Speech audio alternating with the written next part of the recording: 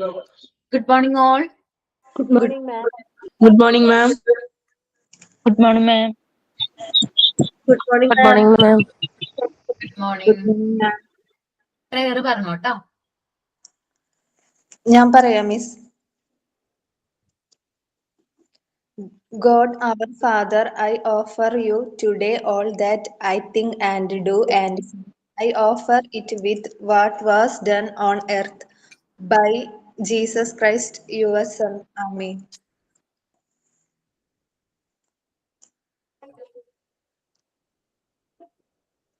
Signing and thought of the day. Thought of the day ഞാൻ പറയാം മാം. The best way to predict the future is to create it. കേക്കാവോ മാം? കേൾക്കാം. Signing. ആരും ഇല്ലെങ്കിൽ ഞാൻ പറയാം മാം. പറഞ്ഞോടാ. Good morning, everyone. I would like to express a warm welcome to all our respected teachers and all my dear friends. This is a wonderful opportunity to learn and grow together. Let's make this day a great one.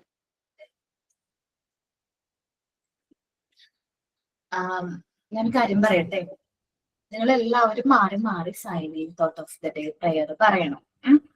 കാരണം സ്ഥിരമായിട്ട് പറയുന്നവർക്ക് അവർക്ക് നല്ല confidence കിട്ടും. അവർ ഇന്റർവ്യൂവിനൊക്കെ പോകുമ്പോൾ അവർ better ആയിട്ട് perform ചെയ്യും. അയ്യോ ഞാൻ പറഞ്ഞാൽ ശരിയാവില്ല, നമുക്ക് മാറിയാലോ എന്നൊക്കെ വിചാരിച്ച് നമ്മൾ പറയാൻ മടിയൊക്കെ കാണിക്കുന്നവരുണ്ടല്ലോ. അങ്ങനെ മടിയൊക്കെ കാണിക്കുന്നവർ ചിലപ്പോൾ ഇന്റർവ്യൂവിനൊക്കെ ബെറ്റർ ആയിട്ട് പെർഫോം ചെയ്യണമെന്നില്ല. എന്ന് വെച്ചാൽ നമ്മള് ഈ പേടിയും ഭയവും നമുക്ക് ആദ്യമുള്ള ഫിയറും കാര്യങ്ങളൊക്കെ മാറുന്ന ടൈം കഴിഞ്ഞു കേട്ടോ. നിങ്ങളുടെ 1 month 2 months ഒക്കെ ആവുകയാണ്. അപ്പോഴേക്കും ഈ ഫിയറും കാര്യങ്ങളൊക്കെ പോണം അല്ലേ? എന്താ അങ്ങനെ പോവാത്തെ? അപ്പൊ നിങ്ങൾക്ക് ലീഡർ ഒന്നും ഇല്ലാലോ, ടീം ലീഡർ ആരും ഒന്നും ഇല്ലാലോ. അപ്പൊ ഒരാള് കോർഡിനേറ്റ് ചെയ്യാം. എല്ലാ ദിവസവും ഓരോരുത്തരായിട്ട് കോർഡിനേറ്റ് ചെയ്യാം. ഞാൻ ജസ്റ്റ് ഒരു എക്സാമ്പിൾ പറയാണ്. നയനയാണ് കോർഡിനേറ്റ് ചെയ്യുന്നതെങ്കിൽ നയനയ്ക്ക് അറിഞ്ഞിരിക്കണം ആരാണ് പ്രയർ പറയുന്നത്, ആരാണ് സൈൻ ഇൻ പറയുന്നത്, ആരാണ് തോട്ട് ഓഫ് ദി ഡേ പറയുന്നതെന്ന്. അപ്പൊ രാവിലെ തന്നെ ഗ്രൂപ്പ് ഉണ്ടോ നിങ്ങൾക്ക്? ഉണ്ട് മാം. ഗ്രൂപ്പിൽ ചോദിക്കാം sign in thought of the day, പിന്നെന്താണ് പ്രയർ. അപ്പോ അത് ഓരോരുത്തരും അത് പറയും. ഇനി ഞാൻ സൈൻ ഇൻ പറയാം. സൈൻ ഇൻ പറയാനായിട്ട് കുറെ പേരുണ്ടാവും. തോട്ട് ഓഫ് ദി ഡേ ഞാൻ പറയാം. അതേപോലെ തന്നെ എന്താണ് സൈൻ ഇല്ല, തോട്ട് ഓഫ് ദി ഡേ പറയാൻ എല്ലാവരും ഉണ്ടാവും. സൈൻ ഇൻ ആരാണ്, പ്രയർ ആരാണെന്നൊക്കെ ഒന്ന് നോട്ട് ചെയ്ത് വെക്കാം. എന്നിട്ട് നയൻ എന്ത് ചെയ്യാം, ക്ലാസ് സ്റ്റാർട്ട് ചെയ്യുമ്പോൾ ഞാൻ റെക്കോർഡ് ഓൺ ആക്കി കഴിഞ്ഞാൽ നിങ്ങൾക്ക് ക്ലാസ് സ്റ്റാർട്ട് ചെയ്യാം. സാധാരണ എങ്ങനെയാണ് ടീച്ചർ ക്ലാസ്സിൽ ക്യാമറ ഓൺ ചെയ്യണമെന്നില്ല, നിങ്ങൾക്ക് നോർമലി നിങ്ങൾക്ക് ക്ലാസ് സ്റ്റാർട്ട് ചെയ്യാനായിട്ട് പറ്റും. എന്നിട്ട് എന്ത് ചെയ്യാം, സൈൻ ഇൻ പറയാം. സൈൻ ഇല്ല ആദ്യം തന്നെ പറയാം, ഇന്നത്തെ പ്രയർ പറയാനായിട്ട് ഇന്ന ആള് ക്ഷണിക്കുന്നു എന്ന് നയന പറഞ്ഞു. ഓക്കെ, പ്രയർ ആര് പറഞ്ഞു, ജോസ്മി പറഞ്ഞു എന്ന് വിചാരിക്കും. അടുത്ത നയന പറയാണ് ഇന്നത്തെ ചിന്താ വിഷയം അല്ലെങ്കിൽ തോട്ട് ഓഫ് ദ ഡേ പറയാനായിട്ട് ഐശ്വര്യനെ ക്ഷണിക്കുകയാണ്. അപ്പോ അടുത്തത് എന്താണ്, സൈൻ ഇൻ ആണ്. സൈൻ ഇൻ ആരാ പറയുന്നേ? അപ്പൊ സൈൻ ഇൻ ആദിത്യയാണെന്ന് വിചാരിക്കും. ആദിത്യനെ ക്ഷണിക്കുന്നു എന്ന് പറയാം ആദ്യം നയന. ദെൻ ആദ്യത്തെ സൈൻ ഇൻ പറഞ്ഞു. സപ്പോസ് ഇനി ക്ഷണിച്ച ആള് ക്ലാസ്സിൽ ടൈമിൽ എത്താൻ പറ്റിയില്ല, ആ കുട്ടിക്ക് കയറാൻ പറ്റിയില്ലെങ്കിൽ ആര് തന്നെ സൈൻ ഇൻ പറയേണ്ട വരും? നയന തന്നെ സൈൻ ഇൻ പറയേണ്ട വരും. മനസ്സിലായോ? ഓക്കെ, അത് ഓരോരുത്തരും മാറാം. ഇപ്പൊ ഇന്ന് നാളെ നയനയാണെങ്കിൽ നെക്സ്റ്റ് ഡേ ഐശ്വര്യ, വിദ്യ, ജോസ്മി, ശ്യാമ, ഒരു നിങ്ങൾ ഓരോരുത്തരായിട്ട് മാറി മാറി കോർഡിനേറ്റ് ചെയ്യാം. ഓക്കെ അല്ലേ? Okay ma'am. എല്ലാവരും ചെയ്യണം. നിങ്ങളെല്ലാവരും ഈക്വലി അങ്ങനെ എല്ലാവരും ചെയ്താലാണ് നിങ്ങൾക്ക് ആ ഒരു ടീം സ്പിരിറ്റ് കൊണ്ടുവരാൻ പറ്റുള്ളൂ. ആ ലീഡർഷിപ്പ് ക്വാളിറ്റി ഉണ്ടല്ലോ, കേട്ടിട്ടുണ്ടോ ഇതിനെ കുറിച്ച്? ലീഡർഷിപ്പ് ക്വാളിറ്റി എന്നൊക്കെ ഇത് കറക്റ്റ് ആക്കാൻ വേണ്ടിയിട്ടുള്ള ഒരു ക്വാളിറ്റി ഒക്കെയാണ് ലീഡർഷിപ്പ് ക്വാളിറ്റി. അതൊക്കെ നമുക്ക് ബിൽഡപ്പ് ചെയ്യുന്നത് ചെറിയ ചെറിയ ടാസ്ക് ഒക്കെ കോർഡിനേറ്റ് ചെയ്താണ്. ഓക്കെ ഓക്കെ, ഞാൻ ആക്ടിവിറ്റി ഇതൊന്നും തന്നിട്ടില്ലല്ലോ മുമ്പ്.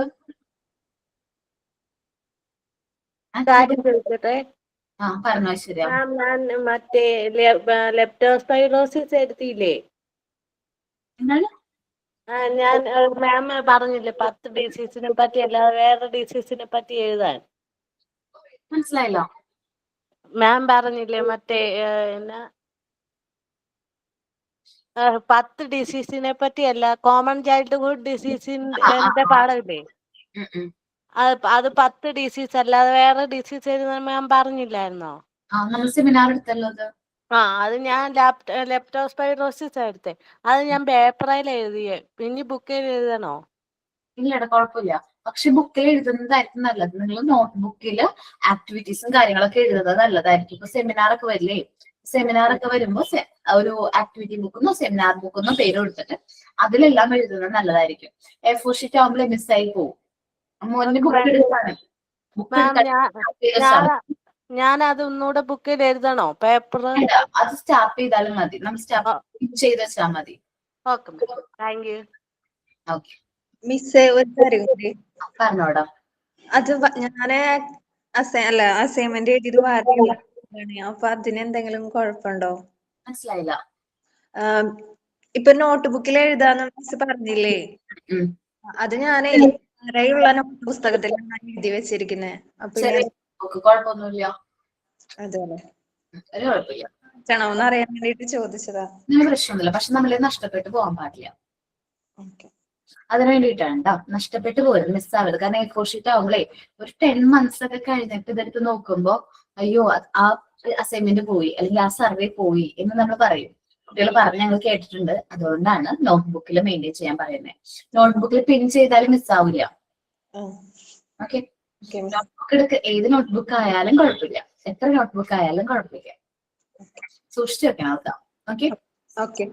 നമ്മൾ ആദ്യത്തെ ആക്ടിവിറ്റി ആണ് ചെയ്യാൻ പോകുന്നത്. ആദ്യത്തെ ആക്ടിവിറ്റി ആണ് നിങ്ങൾക്ക് തരുന്ന ഫസ്റ്റ് ആക്ടിവിറ്റി. സ്റ്റാൻഡ് പേപ്പർ കണ്ടിട്ടുണ്ടോ നിങ്ങള്? കണ്ടിട്ടുണ്ട് മിസ്. എല്ലാവരും കണ്ടിട്ടുണ്ടോ? കീർത്തന, ആദിത്യ, നികിത, അവരൊന്നും കണ്ടിട്ടില്ലേ സ്റ്റാൻഡ് പേപ്പർ? കണ്ടിട്ടുണ്ട്. ഓക്കെ, സ്റ്റാൻഡ് പേപ്പർ കണ്ടിട്ടുണ്ട്. ഈ സ്റ്റാൻഡ് പേപ്പർ യൂസ് ചെയ്ത് നമ്മൾ ആൽഫബറ്റ്സ് ക്രിയേറ്റ് ചെയ്യാൻ പോവാണ്. സ്റ്റാൻഡ് പേപ്പർ ആൽഫബറ്റ്സ് എന്നാണ് പറയുന്നത്.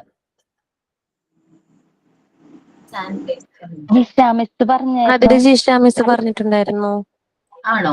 Okay okay okay. സ്മോൾ ലെറ്ററും ക്യാപിറ്റൽ ലെറ്ററും നമ്പേഴ്സും പറഞ്ഞോ? ക്യാപിറ്റൽ ലെറ്റർ ആണ് പറഞ്ഞത്. പറഞ്ഞിരിക്കുന്നത് എന്താണ്? ക്യാപിറ്റൽ ലെറ്റേഴ്സും പിന്നെ നമ്പേഴ്സ് ആണ് പറഞ്ഞിരിക്കുന്നത്. ഓക്കെ, സ്മോൾ ലെറ്ററും കൂടി ഉണ്ട്. ജിഷ മിസ് എന്നത്തേക്ക് സബ്മിറ്റ് ചെയ്യണമെന്ന് പറഞ്ഞിട്ടുണ്ടോ? ഇല്ല, ചെയ്ത് വെക്കാനാ പറഞ്ഞത്. ജസ്റ്റ് ഞാൻ ടൈം പീരീഡ് തരാം, എന്നത്തിനുള്ളിൽ സബ്മിറ്റ് ചെയ്യണം എന്നുള്ളത്. ഇതിപ്പോ നിങ്ങൾ കാണുന്നത് സ്മോൾ ലെറ്റർ ആണ്. സ്മോൾ ലെറ്റർ മാത്രം പോരാ, നമുക്ക് എന്ത് വേണം? ക്യാപിറ്റൽ ലെറ്റർ വേണം, നമ്പേഴ്സ് വേണം. ഇതില് ഈ ഒരു ബ്ലൂ കളറിൽ കാണുന്നത് സ്മൂത്ത് ആയിട്ടുള്ള ഏരിയ ആണ്, സ്മൂത്ത് ആയിട്ടുള്ളതാണ്.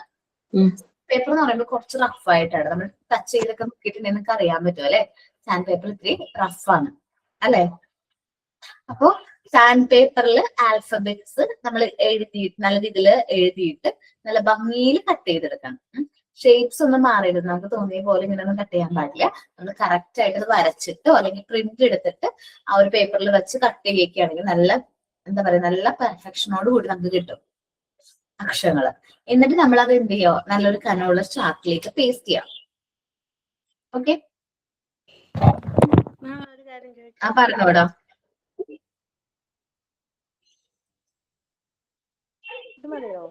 എന്താണ്? ആ ഓക്കെ ഓക്കെ. എന്ന് തന്നതാ? കുറെ നാളായോ തന്നിട്ട്? ഞാൻ പറഞ്ഞായിരുന്നു ചെയ്ത് വെക്കണമെന്ന് പറഞ്ഞായിരുന്നു. അത് മതി. അപ്പൊ എല്ലാവരും ചെയ്തിട്ട് മിസ് തന്നിട്ട് ഇപ്പൊ എത്ര വീക്സ് ആയി? കൊറേ നാളായി മാം, തുടക്കത്തിൽ പറഞ്ഞു. 1 month ആവും. ഇപ്പൊ ചെയ്യണമെന്ന് പറഞ്ഞില്ല, ഞങ്ങളൊന്ന് അറിയിച്ചതായിരുന്നു. ഓക്കെ ഓക്കെ, കുഴപ്പമില്ല. പക്ഷെ അത് നിങ്ങൾ നെക്സ്റ്റ് വീക്കിനുള്ളത് കംപ്ലീറ്റ് ചെയ്യണം കേട്ടോ. Okay ma'am. 1 വീക്ക് വേണോ 2 വീക്സ് വേണോ? മാം ക്യാപിറ്റൽ മാത്രം ചെയ്താൽ മതിയോ? ക്യാപിറ്റല് 1 വീക്സ് ആണെങ്കിൽ ക്യാപിറ്റല്, ഒരു 2 വീക്സ് വേണമെങ്കിൽ സ്മോൾ ലെറ്ററും കൂടി ചെയ്യേണ്ടി വരും. 2 വീക്സ് വേണം. ഞങ്ങൾക്ക് മദ്രസിൽ മക്കളെ പരീക്ഷയൊക്കെ ആയതുകൊണ്ടേ കുറച്ച് ബുദ്ധിമുട്ടുണ്ട്. 2 വീക്സ് വേണം. 2 വീക്സിനുള്ളിൽ സബ്മിറ്റ് ചെയ്യണം. എന്ന് വെച്ചാല് എന്നെ സംബന്ധിച്ച് 23rd സബ്മിറ്റ് ചെയ്യും. ഫെബ്രുവരി 23rd നോമ്പൊക്കെ തുടങ്ങുമല്ലോ, കുഴപ്പമുണ്ടോ? ഇല്ല മാം. മാം നമ്പേഴ്സ് എത്ര വരെയാണ് വേണ്ടത്? 0 മുതൽ 9 വരെ. ഞാൻ നമ്പേഴ്സും കൂടി കാണിച്ചു തരാം കേട്ടോ. അത് ഇതിന് ചെറിയൊരു തീം ഉണ്ട് കേട്ടോ. തീം എന്ന് വെച്ചാൽ നിങ്ങൾക്ക് പറ്റുമെങ്കിൽ പോസിബിൾ ആണെങ്കിൽ മാത്രം ചെയ്താൽ മതി. ഈ സാൻഡ് പേപ്പർ വരുന്നത് ബ്ലൂവിലാണ് ക്യാപിറ്റൽ ലെറ്ററും റെഡിലാണ് സ്മോൾ ലെറ്ററും വരുന്നത്. നിർബന്ധമൊന്നുമില്ല, നമുക്ക് അവൈലബിൾ ആയിട്ടുള്ള ചാർട്ട് യൂസ് ചെയ്യാം. ഓക്കെ, നമ്പേഴ്സ് ഗ്രീൻ എന്ന് പറയുന്ന ഒരു ഇതിലാണ് വരുന്നത്. ജസ്റ്റ് അതിന് നിർബന്ധമൊന്നുമില്ല, ജസ്റ്റ് നോക്കിയാൽ മതി.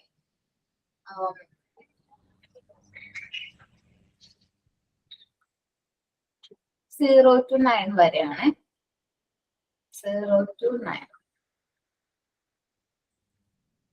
കണ്ടോ? 0 to 9 ഓക്കെ ആണോ? ഗ്രീൻ ചാർട്ട് പേപ്പറിലാണോ ഒട്ടിക്കേണ്ടത്? ഗ്രീൻ ചാർട്ട് പേപ്പർ അവൈലബിൾ ആണെങ്കിൽ ഒട്ടിക്കാം. Okay okay. 2 വീക്സിനുള്ളിൽ ചെയ്യോ എല്ലാവരും? Sand paper numbers, sand paper alphabets, capital okay okay.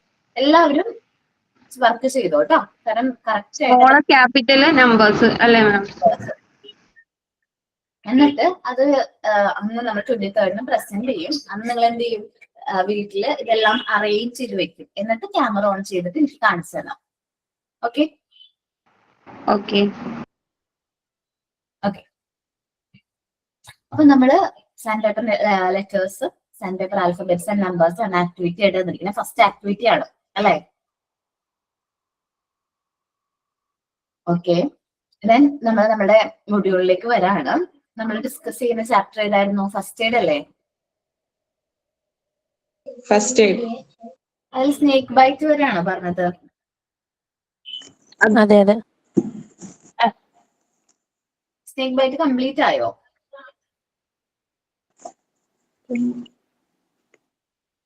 Complete ആയി മാം. ഓക്കെ. അപ്പോ സ്നേക്ക് ബൈറ്റ് സെമിനാർ എന്തെങ്കിലും പറഞ്ഞിട്ടുണ്ടോ ഇന്ന്? ഇല്ല, പറഞ്ഞിട്ടില്ലേ? ഓക്കെ ഓക്കെ, കുഴപ്പമില്ല. ഇനി നമ്മൾ നോക്കാൻ പോകുന്നത് ഡ്രോയിങ് ആണ്. ഡ്രോയിങ് എന്താണ്? മുങ്ങിപ്പോവുക കേട്ടിട്ടുണ്ടോ? നമ്മൾ ഈ മഴക്കാലൊക്കെ ആവുമ്പോൾ നമ്മൾ കൂടുതലായിട്ട് കേൾക്കുന്ന ഒരു ന്യൂസാണ്, കുട്ടികള് കുളിക്കാനായിട്ട് പുഴയിൽ ഇറങ്ങി അത് ഒഴുക്കിൽപ്പെട്ടു എന്നൊക്കെ പറഞ്ഞിട്ട് കേൾക്കാറുണ്ട് അല്ലെ? ന്യൂസ് ഒക്കെ കാണുമ്പോൾ. അതേപോലെ തന്നെ ഒഴുക്കിൽപ്പെട്ട ആളെ രക്ഷിക്കാൻ ഇറങ്ങിയ ആളും ഒഴുക്കിൽപ്പെട്ടു. ന്യൂസ് കേട്ടിട്ടുണ്ടോ? നിങ്ങൾ ഹീറോ ബിജു എന്ന് പറയുന്ന സിനിമ കണ്ടിട്ടുണ്ടോ? Action hero Biju. കണ്ടിട്ടുണ്ട്. അതിലൊരു ഇൻസിഡന്റ് അവർ നോട്ട് ചെയ്യുന്നുണ്ട്. എന്ന് വെച്ചാല് 3 പേര്, അമ്മയും 2 കുട്ടികളും കൂടി ഗോസ്റ്റി പാലത്തിന്റെ മുകളിൽ നിന്ന് ചാടി. ഇത് കണ്ടൊരു നേവി ഉദ്യോഗസ്ഥൻ എന്ത് ചെയ്തു? രക്ഷിക്കാൻ വേണ്ടിയിട്ട് കൂടെ ചാടി. അമ്മേനെയും മൂത്ത ആളെയും രക്ഷിച്ചു. കുഞ്ഞിക്കുട്ടിനല്ലേ, അല്ല, മൂത്ത ആളെ രക്ഷിക്കാൻ വേണ്ടി ഇറങ്ങിയപ്പോ എന്താണ്, വീണ്ടും ചാടിയപ്പോ പിന്നെ നമുക്ക് ഈ നേവി ഉദ്യോഗസ്ഥനെ കാണാൻ പറ്റുന്നില്ല എന്നുള്ള രീതിയിൽ, അല്ലെങ്കിൽ ആളെ പിന്നെ എത്ര ശ്രമിച്ചിട്ടും എന്ത് ചെയ്യാൻ പറ്റില്ല, റീച്ചബിൾ ആവില്ല. ആ ഒരു ഇൻസിഡന്റ് അവിടെ പറയുന്നില്ലേ? അങ്ങനെ ഒരു സീൻ ഉണ്ടല്ലോ, കണ്ടിട്ടുണ്ടോ അത്? ശരിക്കും അത് റിയലി നടന്നൊരു സംഭവമാണ്. നേവി ഉദ്യോഗസ്ഥൻ എന്ന് പറയുമ്പോൾ അത്രയും എന്താ പറയാ, അത്രയും നല്ല രീതിയിൽ ഹൈലി ട്രെയിൻഡ് ആണ്. അത് സ്വിമ്മിങ്ങിന് ചെയ്യാന്നുള്ളതിൽ നല്ല ട്രെയിനിങ്ങും കാര്യങ്ങളും, പ്രോപ്പർ ആയിട്ടുള്ള ട്രെയിനിങ്ങും കാര്യങ്ങളും കിട്ടിയൊരു വ്യക്തിയാണ്. പക്ഷേ എന്നിട്ടും ഈ ഒരു കാര്യത്തിൽ നിന്ന് എസ്കേപ്പ് ചെയ്യാനായിട്ട് ആർക്ക് പറ്റിയില്ല? ആ ഒരു വ്യക്തിക്ക് പറ്റിയില്ല. ഇന്നും ബോഡി ഒന്നും നമുക്ക് റിക്കവർ ചെയ്യാനായിട്ട് പറ്റിയിട്ടില്ല. അപ്പോ നമ്മൾ ശ്രദ്ധിക്കേണ്ട ഒരു കാര്യമാണ്, ഈ കുട്ടികളെ ഒരു കാരണവശാലും നമ്മളുടെ കൂടെ അല്ലാതെ പുഴയിലൊന്നും കുളിക്കാനൊന്നും വിടരുത്. എല്ലായിടത്തും അല്ല, ചില ഏരിയയിലെങ്കിലും നമ്മൾ അങ്ങനെ വിടുമല്ലേ? വീടിന്റെ അടുത്ത് പുഴയൊക്കെയുള്ള ആൾക്കാരാണെങ്കിൽ ആ കുളിക്കാൻ പോകുമെന്നൊക്കെ പറഞ്ഞു പോകും. ഒരിക്കലും കുട്ടികളെ നമ്മൾ വിടാൻ പാടില്ല, പ്രത്യേകിച്ച് മഴക്കാലത്തൊക്കെ അല്ലെ? നമ്മള് എന്താ പറയാ, മഴ വരുമ്പോ, മഴ കൂടുമ്പോ എന്ത് ചെയ്യും? കളക്ടർ അവധി പ്രഖ്യാപിക്കും അല്ലെ? ഞങ്ങളുടെ കഴിഞ്ഞ ലാസ്റ്റ് എന്താ പറയുക, റെയിനി സീസണിൽ ജൂൺ ജൂലൈ ഒക്കെ സമയത്ത് ഞങ്ങളുടെ വീടിന്റെ അടുത്ത് എറണാകുളം ജില്ലയ്ക്ക് അവധി പ്രഖ്യാപിച്ചു കേട്ടോ അവര്. അവധി എന്ന് വെച്ചിട്ടുണ്ടെങ്കിൽ കളക്ടർ അവധി പ്രഖ്യാപിച്ചു. അപ്പൊ എന്താണ്, കുട്ടികൾക്ക് ഭയങ്കര ആഘോഷമാണ്. പുറത്ത് നല്ല മഴയുണ്ടായിരുന്നു.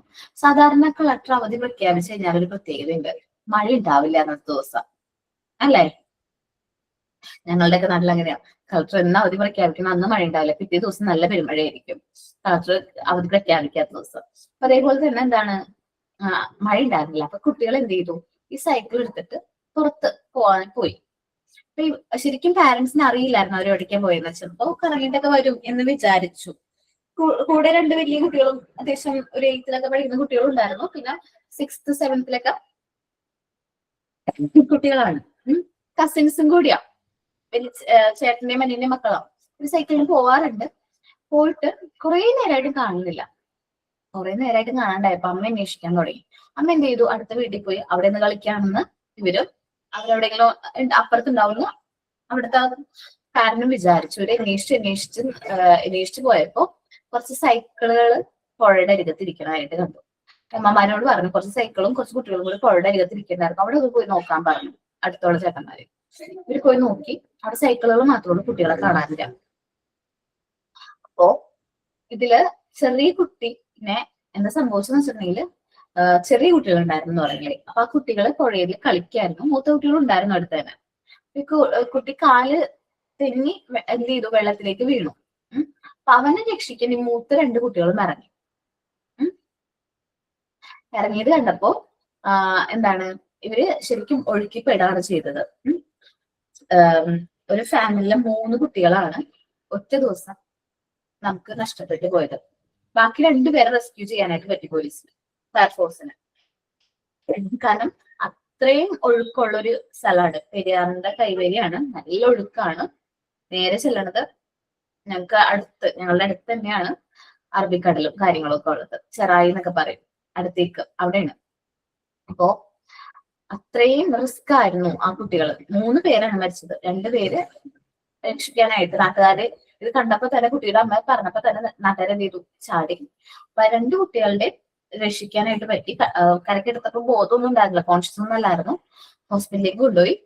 പക്ഷെ ബാക്കി 3 പേരെ എന്ത് ചെയ്യാൻ പറ്റിയില്ല, രക്ഷപ്പെടുത്താനായിട്ട് പറ്റിയില്ല. പിന്നെ ഫയർഫോഴ്സ് ഒക്കെ വന്ന് നല്ല രീതിയിൽ തിരച്ചിൽ നടത്തിയപ്പോഴാണ് ഇവരെ 3 പേരുടെ ബോഡി കിട്ടിയത്. അത് കുഞ്ഞു കുട്ടികളാണ്, ഭയങ്കര കുഞ്ഞു കുട്ടികളാണ്. അപ്പോ നമ്മളുടെ ചെറിയൊരു അശ്രദ്ധ മേ ബി ഇതേപോലുള്ള ആക്സിഡന്റ്സ് വരുത്താനായിട്ട് കാരണമാകും. കുട്ടികൾക്ക് അറിയില്ല വെള്ളം എത്ര റിസ്ക് ആണെന്നോ ഒന്നും അവർക്ക് അറിയില്ല. അപ്പോ നമ്മൾ അവരെ കറക്റ്റ് ആയിട്ട് ഗൈഡ് ചെയ്യണം, കുട്ടികൾക്ക് പറഞ്ഞു കൊടുക്കണം. നമ്മൾ ക്ലാസ്സിൽ എന്താണ്, ടീച്ചേഴ്സും ആണ് പാരന്റ്സും ആണ്. അപ്പൊ നമ്മൾ ക്ലാസ്സിൽ പറയാം, മഴയുള്ള സീസണുകളിൽ മഴയാവുമ്പോൾ അവധി കൊടുക്കും. അവധി സമയത്ത് നിങ്ങൾ ഒരിക്കലും പുഴയിലൊന്നും പോകരുത്, ഒരു കാരണവശാലും പുഴയിലോ കുളത്തിലോ കുളിക്കാന്ന് പറഞ്ഞ് ഇറങ്ങാൻ പാടില്ല. അതേപോലെ തന്നെ ഈ കെട്ടിക്കിടക്കുന്ന വെള്ളം അല്ലെങ്കിൽ കുളങ്ങളിൽ കുട്ടികൾ കുളിക്കാൻ പോകും ഇല്ലേ? നമ്മളുടെ ഈ ഒരു ഇടയ്ക്ക് ഈ കുളത്തിലൊക്കെ കുളിക്കാൻ പോകുന്നതിലൂടെ ഒരു അസുഖം വരുന്നല്ല കുട്ടികൾക്ക്, കേട്ടിട്ടില്ല നിങ്ങള്? ഏത് അസുഖം? അമീബിയ മസ്തിഷ്ക.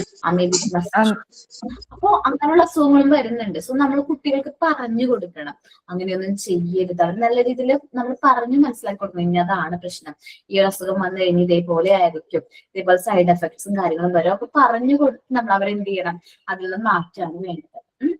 നമുക്ക് ഈ മുങ്ങിപ്പോയി കഴിഞ്ഞിട്ടുണ്ടെങ്കിൽ നമുക്കൊരു 3 സിറ്റുവേഷൻ ആയിട്ട് അതിനെ ക്ലാസിഫൈ ചെയ്യാം. നമ്മൾ പുഴയെന്ന് കരക്കെടുക്കുന്ന സമയത്ത്, ആളെ നമ്മൾ റിക്കവർ ചെയ്ത് എടുക്കുന്ന സമയത്ത് ആൾക്ക് വേറെ കുഴപ്പമൊന്നുമില്ല, കോൺഷ്യസ് ഒക്കെ ആണെങ്കിൽ നമ്മൾ എന്ത് ചെയ്യാം, സാധാരണ ഇങ്ങനെയാണ്, സിനിമയിലൊക്കെ കണ്ടിട്ടുണ്ടോ? പുഴയിൽ പോയ ഒരാളെ കരക്കെടുക്കുമ്പോൾ നമ്മൾ എന്താ ചെയ്യുക? സാധാരണ ഫിലിമിലൊക്കെ എങ്ങനെ കാണിക്കാറ്? മുടി പിടിച്ച് വലിക്കും. മുടി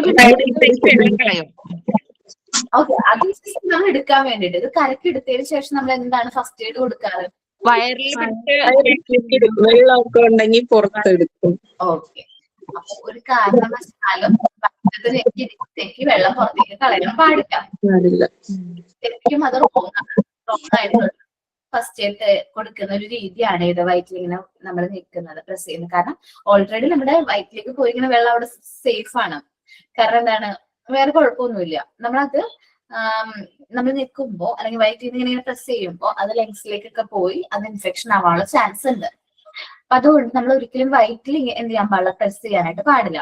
പകരം എന്ത് ചെയ്യണം, നമ്മൾ കുഞ്ഞു വാവകള് ഭക്ഷണമൊക്കെ കൊടുത്തിട്ട് നമ്മളിങ്ങനെ തോളത്തിനകത്ത് തട്ടോ അല്ലെ, എന്താ പറയുന്നേ, ഗ്യാസ് കളയാന്നോ? ഗ്യാസുകളെ ആ, അപ്പൊ അതേപോലെ തന്നെ നമ്മൾ ബാക്കിലേക്ക് നിർത്തിയിട്ട് പുറം വശത്തായിട്ട് നമ്മൾ എന്ത് ചെയ്യണം, ഇരുത്തിയിട്ട് തട്ടിക്കൊടുക്കണം. നമ്മൾ നന്നായിട്ട് തട്ടിക്കൊടുക്കണം. ബാക്ക് സൈഡ് നമ്മുടെ വിസ്റ്റിന്റെ ഒക്കെ ഒരു ഭാഗത്ത് നല്ല രീതിയിൽ പ്രസ് ചെയ്ത് കഴിഞ്ഞിട്ടുണ്ടെങ്കിൽ നമുക്ക് ഈ വെള്ളം വായി കൂടി തന്നെ പോവും. ഓക്കെ, മനസ്സിലായോ? അപ്പോ അങ്ങനെ നമുക്ക് വെള്ളം കളയാം. അത് കഴിയുമ്പോൾ തണുത്ത ഡ്രസ്സായിരിക്കും അവർ വെയർ ചെയ്തിരിക്കുന്നത് അല്ലെ. അപ്പൊ അത് നമുക്ക് ഒന്ന് ലൂസ് ചെയ്യാം. കുറച്ച് നല്ല വാം ആയിട്ടുള്ള ടവലും കാര്യങ്ങളും കൊടുക്കാം. കുറച്ച് ഹോട്ട് വാട്ടർ കൊടുക്കാം. ഹോട്ട് വാട്ടർ ബോട്ടിൽ നമുക്ക് ഹോൾഡ് ചെയ്യാനൊക്കെ കൊടുക്കുന്നത് നല്ലതായിരിക്കും. ഓക്കെ, ഈ ഒരു വ്യക്തിക്ക് കോൺഷ്യസ് ഉണ്ടെങ്കിൽ, കോൺഷ്യസ് ആണെങ്കിലാണ് ഞാൻ ഈ പറഞ്ഞ കാര്യങ്ങൾ പറഞ്ഞത്. ഇനി സപ്പോസ് നമ്മൾ ആളെ കരക്കെടുക്കുന്ന സമയത്ത് ആള് കോൺഷ്യസ് അല്ല, പൾസ് ചെക്ക് ചെയ്തപ്പോ പൾസ് ഉണ്ട്, നമ്മൾ ഇമ്മീഡിയറ്റ് ആയിട്ട് എന്ത് ചെയ്യും?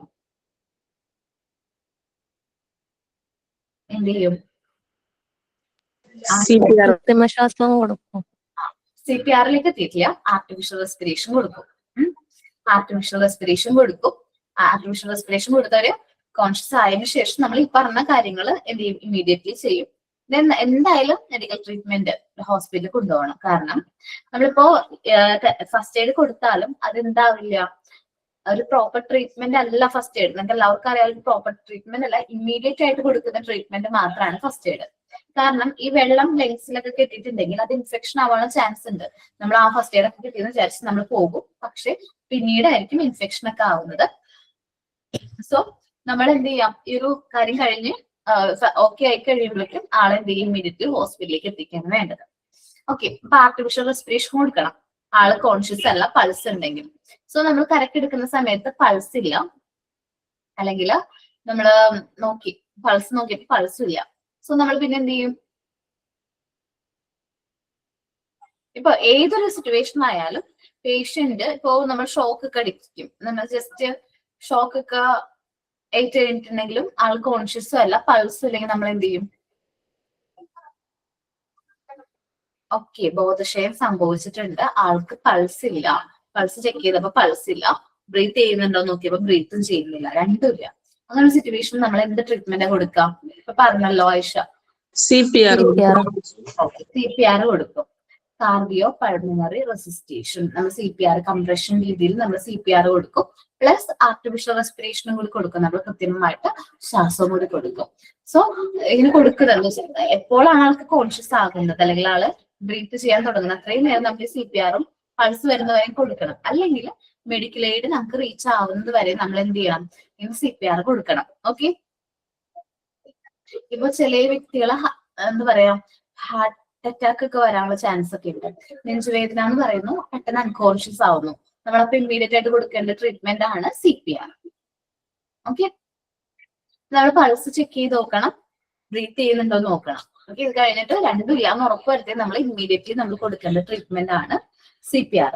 ഓക്കെ, അപ്പോ അടുത്ത സെമിനാർ ആണ് ഒരു ടോപ്പിക്ക് 2 പേർക്ക് എടുക്കാം. അപ്പൊ CPR ആർട്ടിഫിഷ്യൽ റെസ്പിറേഷൻ ആണ് നമ്മുടെ സെമിനാർ ടോപ്പിക്ക്. CPR ആരൊക്കെ എടുക്കുന്നേ? ഞാൻ എടുക്കാം മിസ്സേ. കീർത്തന, ഞാൻ എടുക്കാം. ജോസ്മി, ആയിഷ ഞാൻ എടുക്കാം. ആർട്ടിഫിഷ്യൽ റെസ്പിറേഷൻ ആരാ എടുക്കുന്നേ? ഞാൻ എടുക്കാം മിസ്സേ. പിന്നെ ഞാൻ CPR ആയിഷ. ഷീന. ആയിട്ടുണ്ട്. 2 പേര് വീതം ഞാൻ അസൈൻ ചെയ്തിട്ടുണ്ട്. കീർത്തന, ജോസ്മി, ഷീലാസ് അല്ലല്ലോ, എന്താ പേര് മോന്റെ? സഹിലത്ത്, നികിത. ഓരോരുത്തരും കൂടി നോക്കാം. മുന്താസും പറഞ്ഞു, ജോസ്മിയും പറഞ്ഞു അല്ലെ. മുന്താസ് എന്ത് ചെയ്യാം? ആർട്ടിഫിഷ്യൽ റെസ്പിറേഷൻ എഴുതിക്കോ, സെമിനാർ എടുത്തോ. പിന്നെ ജോസ്മി CPR. ഓക്കെ, ടെൻഷനൊന്നും അടിക്കണ്ട, കാരണം എല്ലാ ചാപ്റ്ററും ഷീന നെക്സ്റ്റ് ചാപ്റ്റർ എടുക്കുമ്പോ യൂണിറ്റ് എടുക്കുമ്പോ സെമിനാർ എടുക്കാം. Okay, okay. എന്നുവെച്ചാൽ എല്ലാ യൂണിറ്റിനും സെമിനാർ ഉണ്ട്. ടെൻഷൻ ഒന്നും അടിക്കണ്ട. എന്റെ എല്ലാ ചാപ്റ്ററിനും സെമിനാർ ഉണ്ട്. ഓക്കെ, അപ്പൊ നെക്സ്റ്റ് യൂണിറ്റിന് എടുക്കാം. ഇത് CPR കീർത്തന, ജോസ്മി, പിന്നെ ആരായിരുന്നു? മുന്താസ്. മുന്താസ് അല്ലല്ലോ, ജോസ്മിയുടെ പേര് എഴുതിയിട്ടുണ്ട്, കീർത്തനയുടെ പേര് എഴുതിയിട്ടുണ്ട്. വേറൊരാളും കൂടി വേണം. ഷീനയും കൂടി എഴുതിക്കോ. ഷീന. ആരും പറഞ്ഞില്ല. ആയിഷാണ്. ആയിഷ. ആയിഷ എന്ന് പറഞ്ഞ ജോസ്മി തന്നെ എഴുതി. സോറി, ആയിഷ. അപ്പൊ 3 പേരെന്ന് പറഞ്ഞത് ഒരാള് ഇപ്പൊ ശരിക്കും പ്രസന്റ് ചെയ്താൽ മതി. എങ്ങാനും ഒരാൾ ആബ്സെന്റ് ആണെങ്കിൽ പകരം നമ്മൾ കൃത്യമായിട്ട് അത് എടുക്കാൻ വേണ്ടിയിട്ടാണ്. ഈ CPR കൊടുക്കുന്ന രീതിയിൽ വ്യത്യാസമുണ്ട്. നിങ്ങൾ അത് CPR എടുക്കുന്നവർ ശ്രദ്ധിക്കണം. അത് കുട്ടികളിൽ കൊടുക്കുന്ന രീതിക്ക് വ്യത്യാസമുണ്ട്. ഇൻഫന്റ് ഒരു 0 to 2 years ഉള്ള കുട്ടികൾക്ക് അല്ലെങ്കിൽ 1 year ഉള്ള ഇൻഫന്റ്സിന് കൊടുക്കുന്ന രീതിയിൽ വ്യത്യാസമുണ്ട്. ചിൽഡ്രൻസിന് കൊടുക്കുന്ന CPR വ്യത്യാസമുണ്ട്. ദെൻ പിന്നെന്താണ്, മുതിർന്നവരിൽ CPR കൊടുക്കുന്ന വ്യത്യാസമുണ്ട്. നല്ല ഡീറ്റെയിൽഡ് ആയിട്ട് തന്നെ പ്രിപ്പയർ ചെയ്യണം. ഓക്കെ, എന്താണ് CPR കൊടുക്കുന്ന രീതി, കുട്ടികളിൽ എങ്ങനെ കൊടുക്കണം, ഇൻഫന്റിൽ എങ്ങനെ കൊടുക്കണം, മുതിർന്നവരിൽ എങ്ങനെ കൊടുക്കണം എന്നുള്ളത് നല്ല രീതിയിൽ പ്രിപ്പയർ ചെയ്യണം. ഓക്കെ, മാം അതപ്പോ എല്ലാരും എഴുതണോ? എല്ലാവരും എഴുതണ്ട. നമ്മൾ അവര് സെമിനാർ എടുക്കുമ്പോ നമുക്ക് നോട്ട് ചെയ്താൽ മതി.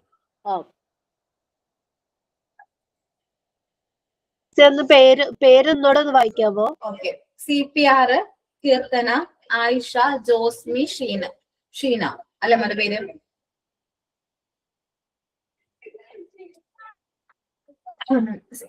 Artificial respiration Shahilath, Nikitha, Mumtaz. Okay, കിട്ടില്ല എല്ലാവർക്കും? ഓക്കെ, ഡ്രോയിങ് നമുക്ക് നോക്കാം.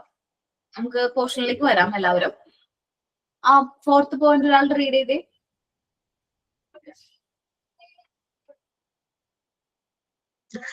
മാം, ഞാൻ വായിക്കാം. Okay, In such cases, the following steps are to be taken.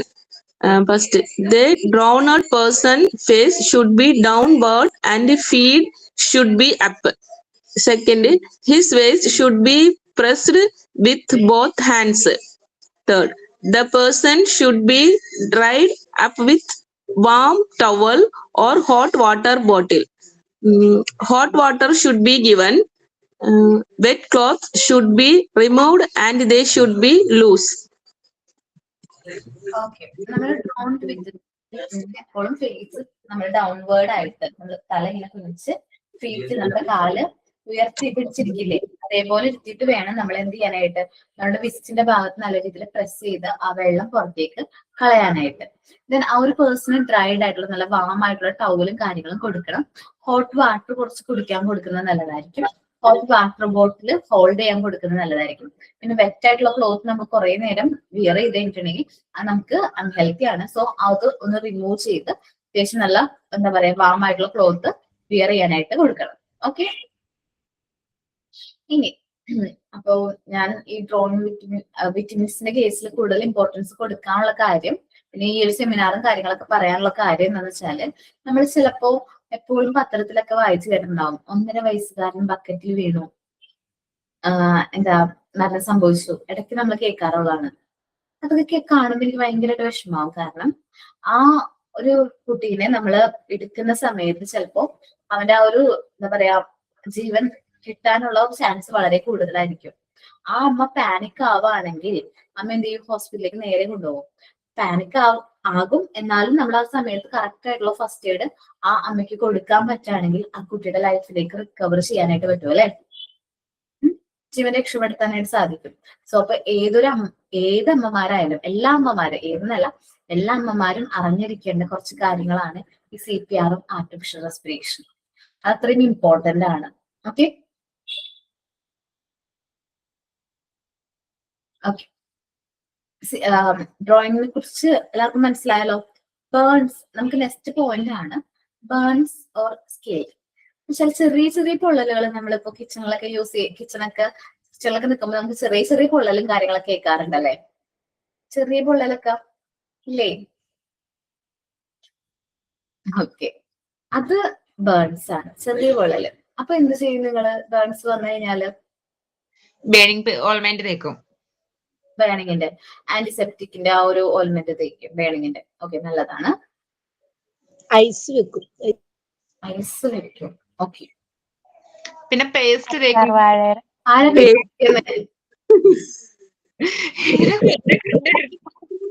Paste തേക്കുന്ന കാണാം. ചിലപ്പോ പിന്നെ തേൻ പുരട്ടുന്ന കാണാം. അല്ല, കറ്റാർവാഴ പേസ്റ്റ് യൂസ് ചെയ്യാറുണ്ട്, പേസ്റ്റ് പുരട്ടാറുണ്ട്, ഫെയർ ആൻഡ് ലവ്ലി അങ്ങനത്തെ കയ്യിൽ കിട്ടാൻ എടുത്ത് തേക്കാറുണ്ട്.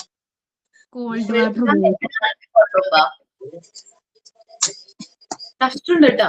ശരിക്കും പറഞ്ഞാൽ ചെയ്യരുത്. നമ്മള് ബേൺസിന്റെ ആ ഒരു ഓയിൽമെന്റ് അല്ലെങ്കിൽ ആന്റിസെപ്റ്റിക് ഓയിൽമെന്റ് പറ്റുന്നത് നല്ലതായിരിക്കും. പക്ഷെ പേസ്റ്റ് പറ്റാൻ പാടില്ല. ഡോക്ടേഴ്സിനോട് പറയും പേസ്റ്റ് നമ്മളോട് ചോദിക്കും. കാരണം അത് ഇൻഫെക്ഷൻ വരാനുള്ള ചാൻസ് ഉണ്ട്. പേസ്റ്റ് പറ്റരുത് കേട്ടല്ല. പൊള്ളിക്കഴിഞ്ഞാൽ പെട്ടെന്ന് തന്നെ പേസ്റ്റ് ഒന്നും എടുത്ത് പറ്റരുത്. ആ സമയത്ത് ചിലപ്പോൾ നമുക്കൊരു ആശ്വാസം കിട്ടും. എന്നാലും പക്ഷെ അത് ഇൻഫെക്ഷൻ ആവും കുറച്ച് കഴിയുമ്പോ. പച്ചവെള്ളത്തിൽ നനയ്ക്കാമോ? ആ, കോൾഡ് ആയിട്ടുള്ള വാട്ടറിൽ നനയ്ക്കാം. പക്ഷെ ഇവര് പറയും പച്ചവെള്ളത്തിൽ നനയ്ക്കുമ്പോ പൊള്ളി കയറും, അതില് വെള്ളം കെട്ടും, അങ്ങനെ ചെയ്യരുത്, പേസ്റ്റ് തേക്കാൻ. ആണോ? ഇല്ല, ബേൺഡ് ആയിട്ടുള്ള പ്ലേസിൽ നല്ല ക്ലീൻ ആയിട്ടുള്ള പച്ചവെള്ളം എന്ന് പറയുമ്പോൾ നല്ല അത്യാവശ്യം ടെമ്പറേച്ചർ കുറവാവാൻ പാടില്ല, കൂടുതലും വരാൻ പാടില്ല. നോർമൽ ആയിട്ടുള്ള വാട്ടറിന്റെ ടെമ്പറേച്ചറിൽ അത് നമ്മൾ യൂസ് ചെയ്ത് നമ്മൾ എന്ത് ചെയ്യാം, ബേൺഡ് ആയിട്ടുള്ള പ്ലേസ് ക്ലീൻ ചെയ്യാണ് നല്ലത്. ഓക്കെ, ഇനി ചില ബേൺസ് കുറച്ച് ഹെവിയർ ആയിരിക്കും. ഇപ്പൊ ബോയിൽഡ് ആയിട്ടുള്ള വാട്ടർ, മിൽക്ക് ഒക്കെ നമ്മുടെ മേത്തേക്കൊക്കെ വീണ് കഴിഞ്ഞിട്ടുണ്ടെങ്കിൽ അതിന് നമ്മൾ ബേൺസ് എന്നല്ല പറയുന്നേ. എന്താ പറയുന്നേ അറിയോ? അവിടെ അതിലെ കൊടുത്തു അതിലുണ്ടല്ലേ, അത് നോക്കാം. സ്കാൽപ്പ് എന്ന് പറയും. എന്നുവെച്ചാൽ കുറച്ചും കൂടി സിവിയർ ആണ് ആ ഒരു സിറ്റുവേഷൻ. പൊള്ളലേക്കും അത്രയും ഒരു ഭാഗത്തേക്ക് നമുക്ക് നല്ല രീതിയിൽ പൊള്ളലേറ്റിട്ടുണ്ടാവും. ചെറുപ്പത്തില് എനിക്ക് പൊള്ളലേറ്റിട്ടുണ്ടായിരുന്നു ഇതേപോലെ. ഞാൻ ജസ്റ്റ് കഞ്ഞി വാർത്തതാ, നമ്മളിങ്ങനെ ചോറ് വാർക്കുന്ന സമയത്ത് കാലിലേക്ക് മറിഞ്ഞു വീണു, ഫുള്ളായിട്ട് മറിഞ്ഞു വീണു. പെട്ടെന്ന് എനിക്ക് തോന്നിയെന്ന് വെച്ചാല് ഞാൻ അടുക്കളയിൽ നിന്ന് പെട്ടെന്ന് പോയിട്ട് എന്ത് ചെയ്തു, ശരിക്കും ഇങ്ങനെ നമ്മള് മുകളിലായിരുന്നു കേട്ടാ. ഞാൻ കുഞ്ഞിക്കുട്ടിയായിരുന്നു. എത്രയിലായിരുന്നു? 10th-ലോ +1 +2 ആ ഒരു ഏജിലാണ്. ജസ്റ്റ് ഇങ്ങനെ കണ്ട് എന്ത് ചെയ്തു, മറിച്ചതാണ്. സോ മേത്തേക്ക് വീണു. ഞാൻ ചെന്ന് ബാത്റൂമിൽ ചെന്നിട്ട് വെള്ളം കോരി ഒഴിച്ചോണ്ടേ തന്നെ ഇരുന്നു. അത് അനിയത്തിയും വന്ന് വെള്ളം ഒത്തിരി ഒഴിച്ചു കഴിഞ്ഞപ്പോ എനിക്കൊരു ആശ്വാസം കിട്ടിയതിനു ശേഷം മാത്രമാണ് ഞാൻ എന്ത് ചെയ്തത്, ക്ലോത്ത് റിമൂവ് ചെയ്തത്. ശരിക്കും പറഞ്ഞാൽ ബേൺ ഒക്കെ ചെയ്യുമ്പോൾ നമ്മൾ പോളിസ്റ്ററിന്റെ ഒക്കെ ക്ലോത്ത് ആണെങ്കിൽ ആ ക്ലോത്ത് പിടിച്ച് റിമൂവ് ചെയ്യാനായിട്ട് പാടില്ല പെട്ടെന്ന് തന്നെ. എന്താണ് നമ്മുടെ ഈ പോളിസ്റ്ററിന്റെ ഒക്കെ ക്ലോത്ത് എന്ന് പറഞ്ഞാൽ പെട്ടെന്ന് നമ്മുടെ സ്കിന്നായിട്ട് എന്ത് ചെയ്യും, ഒട്ടും. നമ്മൾ അങ്ങനെ പിടിച്ച് റിമൂവ് ചെയ്യുമ്പോൾ എന്താണ്, അത് നമ്മുടെ സ്കിന്നും കൂടി ഇങ്ങോട്ട് പറഞ്ഞു പോകാനുള്ള ചാൻസ് ഉണ്ട്. സോ നമ്മൾ എന്ത് ചെയ്യാൻ പാടില്ല, ക്ലോത്ത് നമ്മൾ ആദ്യം തന്നെ ഇങ്ങനെ റിമൂവ് ചെയ്യാനായിട്ട് പാടില്ല. ദെൻ അത് കഴിഞ്ഞിട്ട് ഞങ്ങളുടെ നാട്ടിൽ യൂസ് ചെയ്തിരുന്ന ഒരു കാര്യമാണ് ഈ ഒരു നെയ്യുണ്ട്, എന്താ പറയാ, ഞങ്ങൾ കുക്ക് ചെയ്യാനായിട്ട് യൂസ് ചെയ്യുന്ന ഈ പോർക്കൊക്കെ ഇല്ലേ, കേട്ടിട്ടുണ്ടോ എനിക്കറിയില്ല. അതിന്റെ നെയ്യ് യൂസ് ചെയ്തു. ചില സ്ഥലത്ത് അത് കോഴിയുടെ നെയ്യ് യൂസ് ചെയ്യും, ചില ഏരിയസിൽ. ഞങ്ങളുടെ അവിടെ ഉണ്ടായിരുന്നു. അപ്പൊ എന്റെ വീടിന്റെ അടുത്തുള്ള ഒരു, ഞങ്ങൾ വീട്ടിലായിരുന്നില്ല, ഞങ്ങളുടെ വീടിന്റെ അടുത്തുള്ളൊരു ആന്റി അവര് കൊണ്ടുവന്ന് ഇത് പറ്റിക്കുമ്പോൾ നല്ലതാന്ന് പറഞ്ഞു. ഞാൻ പറ്റി, എനിക്ക് കുഴപ്പമൊന്നുമില്ല. അത് കഴിഞ്ഞപ്പോ എനിക്ക് അത്യാവശ്യം നല്ല രീതിയിൽ ആശ്വാസവും കാര്യങ്ങളും കിട്ടി. പിന്നെ ആ ഒരു പാടും കാര്യങ്ങളൊക്കെ പതിയെ അതൊക്കെ റിമൂവ് ആയി പോയിട്ടാ. ഞാൻ വിചാരിച്ചു അത് അങ്ങനെ തന്നെ ഇരിക്കുമെന്ന് വിചാരിച്ചു, പക്ഷെ അങ്ങനെ ഒന്നും ഉണ്ടായില്ല, മാറി. അപ്പം ശരിക്കും പറഞ്ഞിട്ടുണ്ടെങ്കിൽ നമ്മൾ ഈ ചെറിയ ബേണൊക്കെ വരുമ്പോഴേക്കും നമ്മൾ പെട്ടെന്ന് കൊളാപ്സ് ആവും. അന്ന് എനിക്ക് അങ്ങനെ ഒരു ഇത് പറ്റിയപ്പോ ഞാനും എന്റെ അനിയത്തി മാത്രമേ ഉണ്ടായിരുന്നുള്ളൂ വീട്ടില്. മുതിർന്ന കുട്ടിയല്ലേ ഞാൻ വലിയ ആളായിട്ട് കഞ്ഞി വാർത്തതാ. അമ്മ പറഞ്ഞത് നമ്മളിങ്ങനെ അരിപ്പയിൽ ഊറ്റിയെടുക്കാനാ പറഞ്ഞത്. ഒറ്റയടിക്ക് പണി തീർക്കാൻ വേണ്ടിയിട്ട് ഞാൻ വാർത്ത് നോക്കിയതാ. അപ്പൊ അങ്ങനെയാണ് എനിക്കങ്ങനെ ആക്സിഡന്റ് പറ്റി. ചെറുതായിരുന്നു, കുഴപ്പമുണ്ടായിരുന്നില്ല, പെട്ടെന്ന് മാറുകയും ചെയ്തു. പക്ഷെ എല്ലാ ആക്സിഡന്റ്സും അങ്ങനെ ആവണമെന്നില്ല, അപ്പൊ നമ്മൾ ശ്രദ്ധിക്കണം. ലാസ്റ്റ് ഇയറില് നമ്മളുടെ ഇൻസ്റ്റിറ്റ്യൂട്ടിൽ വർക്ക് ചെയ്യുന്ന ഒരു ടീച്ചറിന്റെ ഈ ഒരു ഏജ് ആണ്, എത്രയാണ് 4 years ഉള്ളപ്പോഴാണ് അവൻ ഇതേപോലെ എന്താ പറയാ, നമ്മള് വിഷുവിന്റെ തലേന്ന് ഞങ്ങളുടെ ഒരു ചടങ്ങാണ്, പടക്കമൊക്കെ പൊട്ടിക്കും. എല്ലായിടത്തും ഇല്ലേ വിഷുവിന്റെ തലേന്ന് നമ്മൾ പടക്കമൊക്കെ പൊട്ടിക്കില്ലേ, കമ്പിത്തിരിയും പടക്കവും. ഓക്കെ, അപ്പോ അങ്ങനെ പൊട്ടിച്ച സമയത്ത് പാരന്റ്സ് കുട്ടിക്കായിരുന്നു, പുറത്തുനിന്ന് കുട്ടിക്കായിരുന്നു. അവൻ എന്ത് ചെയ്തു, ഇതേപോലത്തെ ഒരു ടോർച്ച് പോലെ എന്തൊരു സംഭവമുണ്ട്. ടോർച്ച് നിങ്ങൾ കേട്ടിട്ടുണ്ടാവുമല്ലോ, ടോർച്ച് എന്ന് പറയുന്നത്. ഈ ഒരു സംഭവം എടുത്ത് അവൻ കത്തിച്ചു കഴിഞ്ഞപ്പോ അത് പെട്ടെന്ന് കത്തി പിടിച്ചിട്ട് നേരെ കത്തിയിട്ട് അവന് മേത്തേക്കാ തെറിച്ചത്. മേത്തേക്ക് ഇങ്ങനെ തെറിച്ചു എന്ന്. അപ്പൊ ഭയങ്കര അവൻ വിട്ടും കളഞ്ഞു. അങ്ങനെ തെറിച്ചിട്ട് വിട്ടും കളഞ്ഞു. മേലെ ഫുള്ളായിട്ട് അങ്ങോട്ട് എന്ത് ചെയ്തു, പൊള്ളി. പാരന്റ്സ് കണ്ടപ്പോഴേക്കും എന്താണ്, മേത്തേക്ക് പൊള്ളി. 20% പൊള്ളലേറ്റിട്ടുണ്ടായിരുന്നു. 20%. അത് പെട്ടെന്ന് ഹോസ്പിറ്റലിൽ എത്തിച്ചു. പക്ഷെ അവിടെ മിക്ക ഹോസ്പിറ്റലും എടുക്കുന്നുണ്ടായിരുന്നില്ല, കാരണം ഡോക്ടേഴ്സിന്റെ അൺഅവൈലബിലിറ്റി കാരണം ആരും എടുത്തില്ല. പിന്നെ രാജഗിരി കൊണ്ടുപോയി. ആളോ ട്രീറ്റ്മെന്റ് കാര്യങ്ങളൊക്കെ സ്റ്റാർട്ട് ചെയ്തു. എന്നിട്ട് വീട്ടിൽ കൊണ്ടുവന്നിട്ട് അവന് നല്ല രീതിയിൽ കെയർ കൊടുത്തു. കാരണം ഇൻഫെക്ഷൻ ആവാനുള്ള ചാൻസ് വളരെ കൂടുതലാണ്. സോ ഇൻഫെക്ഷൻ ഒന്നും ആവാത്ത രീതിയിൽ പ്രോപ്പർ ആയിട്ട് കെയർ ഒക്കെ കൊടുത്തു കഴിഞ്ഞപ്പോ ആള് റിക്കവർ ചെയ്തു. ഇപ്പൊ അവൻ ഓക്കെയാണ്. അപ്പോ ചെറിയൊരു അശ്രദ്ധ മതി ഈ ബേൺസും കാര്യങ്ങളൊക്കെ ഒക്യുവർ ചെയ്യാനായിട്ട്. അപ്പൊ നമ്മളത് ശ്രദ്ധിക്കണം. ഓക്കെ. ഈ കുട്ടികൾക്ക് ഇങ്ങനെയുള്ള സിറ്റുവേഷൻ ആണെങ്കിൽ നമ്മൾ കിച്ചണിലേക്ക് കുട്ടികൾ വരുമ്പോൾ ആ ഒരു കോൺഷ്യസ് നമുക്ക് പാരന്റ്സിന് ഉണ്ടാകും. നമ്മൾ കുക്ക് ചെയ്യായിരിക്കും. അപ്പോൾ നമ്മള് പാലൊക്കെ തിളപ്പിച്ച് തൊട്ടടുത്ത് തന്നെ വെക്കരുത്. കുട്ടികള് മുകളിൽ എല്ലാ കുട്ടികളുടെയും ഒരു ക്യൂരിയോസിറ്റി ആണ്.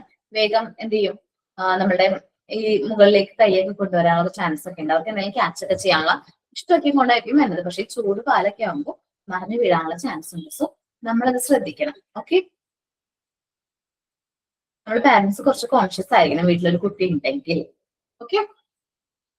സോ അപ്പൊ മാക്സിമം അത് അവോയ്ഡ് ചെയ്യാൻ നോക്കുക. ചെറിയ ഈ ബേൺസ് ഒക്കെ സംഭവിക്കുമ്പോൾ ഈ കമ്പിത്തിരിയൊക്കെ വാങ്ങിച്ചു കൊടുക്കാറുണ്ടോ വീട്ടില്?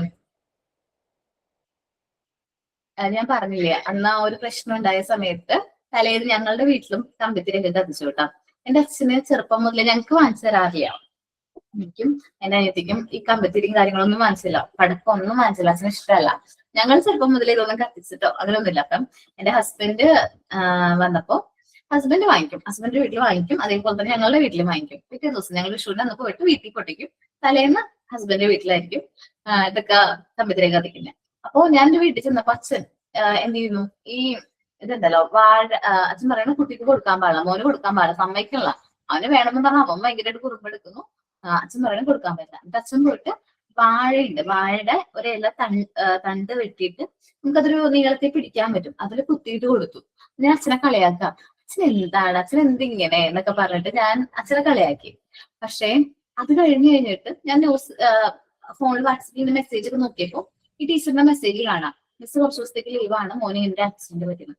അപ്പൊ ഞാൻ ആലോചിച്ചു, നമ്മളെക്കാൾ കൂടുതൽ കോൺഷ്യസ് ആണ് ആര്, നമ്മുടെ പാരന്റ്സ്. അവർക്ക് അറിയാം എല്ലാ റിസ്കും കാര്യങ്ങളൊക്കെ.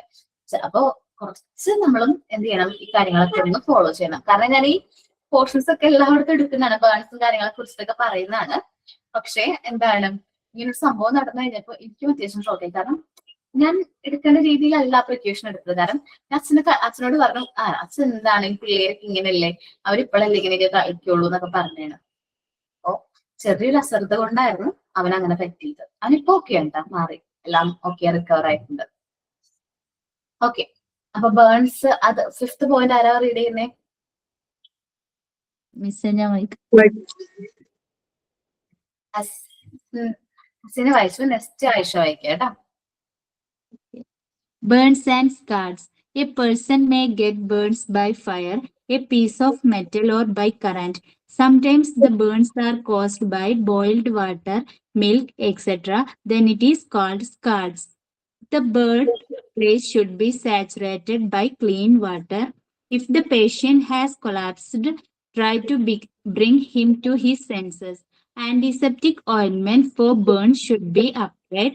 Coconut oil and clean water are also helpful in side burnings. If the burn is serious, medical care is to be given. അപ്പൊ എന്താ പറയുന്നേ, നമ്മള് നല്ല ക്ലീൻ ആയിട്ടുള്ള വാട്ടർ എന്ത് ചെയ്യാം, നമ്മള് യൂസ് ചെയ്യാം.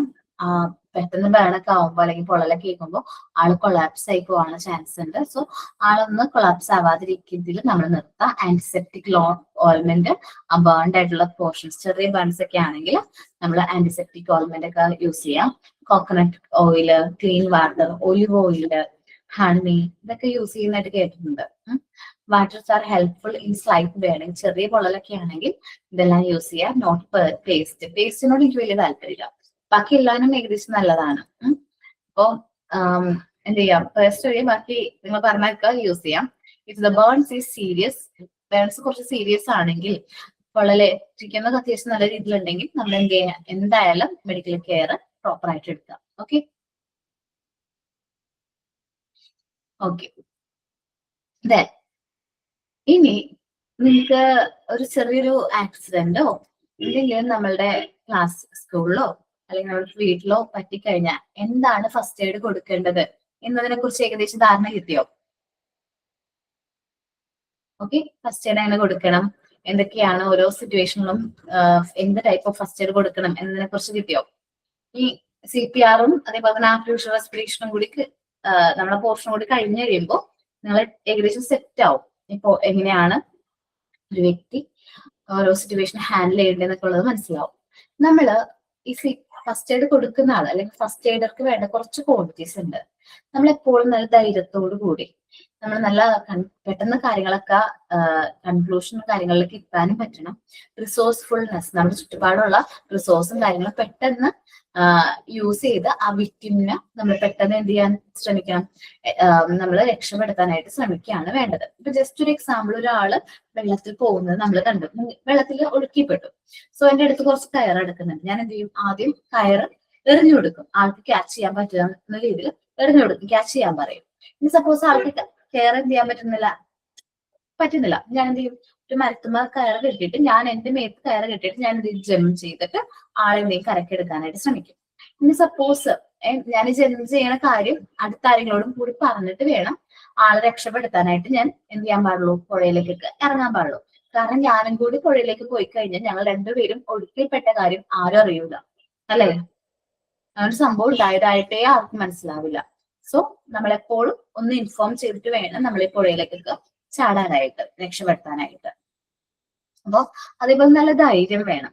നമ്മൾ പെട്ടെന്ന് ഫസ്റ്റ് എയ്ഡ് കൊടുക്കാനും പെട്ടെന്നായിട്ട് ഇമ്മീഡിയറ്റ്, ഇപ്പൊ ഒരാള് അൺകോൺഷ്യസ് ആയി പെട്ടെന്ന് തന്നെ CPR സ്റ്റാർട്ട് ചെയ്യണം.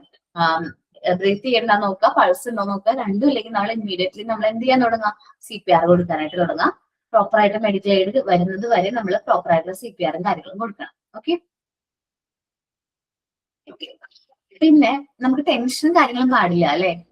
ഈ ഒരു പെട്ടെന്ന് നമ്മൾ കൊളാപ്സ് ഫസ്റ്റ് ഒരു ചെറിയൊരു മുറിവ് കാണുമ്പോഴേക്കും ആരെങ്കിലും ഉണ്ടോ അങ്ങനെ? ചെറിയൊരു മുറിവ് കാണുമ്പോഴേക്കും അൺകോൺഷ്യസ് ആവുന്ന ആരെങ്കിലും ഉണ്ടോ? ഉണ്ട്. ബ്ലഡ് കണ്ടാൽ തലകറക്കം വരും, ശരീരത്തിൽ ചെറിയ പെയിൻ വരുമ്പോഴും അങ്ങനെ തന്നെ ആണോ? ഓക്കെ. എന്റെ അനിയത്തിയില്ലേ, ആള് ബ്ലഡ് കണ്ടു കഴിഞ്ഞിട്ടുണ്ടെങ്കിൽ ആളപ്പം അൺകോൺഷ്യസ് ആവും, എവിടെ ബ്ലഡ് എന്നാലും വീഴും. അപ്പൊ ഞാൻ ഒരു പ്രാവശ്യം ഇതേപോലെ എന്റെ കൈ മുറിഞ്ഞു കേട്ടോ, ചെറുതായിട്ട് ഇങ്ങനെ കൈ മുറിഞ്ഞു കഴിഞ്ഞപ്പോ ഞാൻ പറഞ്ഞു അവളെടുത്ത് ഫസ്റ്റ് എയ്ഡ് ബോക്സ് ഒന്ന് എടുത്തോണ്ട് തരാൻ പറഞ്ഞു. അത് അവൾക്ക് എടുത്തോണ്ട് തന്നാ മതി. അവൾ പറഞ്ഞു ഞാൻ നോക്കട്ടെ എന്ന് പറഞ്ഞു വന്നു. ബ്ലഡ് വരുന്നുണ്ടോ എന്ന് പറഞ്ഞു കൈ പിടിച്ചിങ്ങനെ നോക്കിയതും അവൾ അവിടെ തലറങ്ങി വീണു. എന്നിട്ട് ഞാൻ എന്ത് ചെയ്തു, കൈ പൊട്ടി ഞാൻ അവൾക്ക് വെള്ളവും കാര്യങ്ങളൊക്കെ കൊടുത്ത് അവൾ ഓക്കെ ആക്കേണ്ട വന്നു. വെള്ളമൊക്കെ മുഖത്തൊലിച്ച് വെള്ളം കൊടുത്തു. എന്റെ മുറിവ് ബ്ലീഡിങ് അതായത് ബ്ലഡ് പൊക്കൊണ്ടിരിക്കുകയാണ്. എന്നിട്ട് ഞാൻ അവളെ ഓക്കെ ആക്കിയതിനു ശേഷം ഞാൻ പോയി ഫസ്റ്റ് എയ്ഡ് എടുത്ത് ഞാൻ തന്നെ എന്ത് ചെയ്തു, ബാൻഡേജ് ചെയ്തു. മനസ്സിലായോ? അപ്പോ എന്നുവെച്ചാൽ നല്ല ധൈര്യം വേണം. ഫസ്റ്റ് എയ്ഡ് ഒക്കെ കൊടുക്കാൻ പോകുന്ന ആൾക്കാർക്ക് ഇത്രയും ധൈര്യം വേണം. ബ്ലഡ് ഒക്കെ കണ്ട് തല ഇറങ്ങുന്ന ആൾക്കാരാണെങ്കിൽ ചെറിയ മുറിവ് കാണുമ്പോഴേക്കും അവർക്ക് ഫസ്റ്റ് എയ്ഡ് കൊടുക്കാനായിട്ട് പെട്ടെന്ന് പറ്റില്ല. അപ്പൊ നമ്മൾ ടീച്ചറൊക്കെ ആവുമ്പോൾ നമ്മൾ ആ ചെറിയ കാര്യങ്ങളൊക്കെ എന്ത് ചെയ്യാം, മാക്സിമം അവോയ്ഡ് ചെയ്യാനായിട്ട് മാറ്റുക. ബ്ലഡ് കണ്ട് ബ്ലഡിനോടുള്ള പേടിയും കാര്യങ്ങളൊക്കെ മാറ്റാനായിട്ട് ശ്രമിക്കാം. ഓക്കെ കേട്ടോ ഐഷ? ആ മാം, എനിക്ക് ഇഞ്ചക്ഷൻ ചെയ്യുന്ന കണ്ടാലും അങ്ങനെ സംഭവിക്കും. മോൾക്കൊന്നും ഇഞ്ചക്ഷൻ ചെയ്യാൻ ഞാൻ പോവാറില്ല, കണ്ട എനിക്ക് തരാറ്. ആണോ? ഒരു സംശയം. പറഞ്ഞോടാ. A person may get burns by fire, a piece of metal, or by current. Sometimes the burns are caused by boiled water, milk. Boiled water മാത്രം. Boiled milk, boiled water milk എന്ന് വെച്ചാല് തിളച്ച വെള്ളം അല്ലെങ്കിൽ തിളച്ച പാല്. മനസ്സിലായോ? അപ്പൊ മാം first point, the burned place should be saturated by clean water എന്ന് വെച്ചാൽ നമ്മൾ ബേൺഡ് ആയിട്ടുള്ള പ്ലേസ് ഇപ്പം പൊള്ളിക്കഴിഞ്ഞാൽ നമ്മൾ എന്ത് ചെയ്യും? വെള്ളത്തിന്റെ അടി കൊണ്ടു നോക്കിയോ? ഇല്ല. ഇല്ലേ? ആ, ജസ്റ്റ് വെക്കും. ഒഴിക്കൂലേ? ആ. സാച്ചുറേറ്റഡ് വാട്ടർ ഒഴിക്കൊണ്ടിരിക്കുന്ന വെള്ളത്തിൽ നമ്മൾ ഇങ്ങനെ നല്ല രീതിയിൽ എന്ത് ചെയ്യാം? കൈ ഇങ്ങനെ വെച്ചു കൊടുക്കാം. മനസ്സിലായോ? മാം അതെങ്ങനെ ക്ലീൻ വാട്ടർ വെച്ചു കൊടുത്താലും അത് ഇച്ചിരി ഇച്ചിരി വെള്ളം നമ്മള് പൊള്ളുന്ന സ്ഥലത്ത് ഒഴിച്ചാലും ഇച്ചിരി മാറ്റി കഴിയുമ്പോ അതൊന്നുകൂടെ കൂടുതലേ.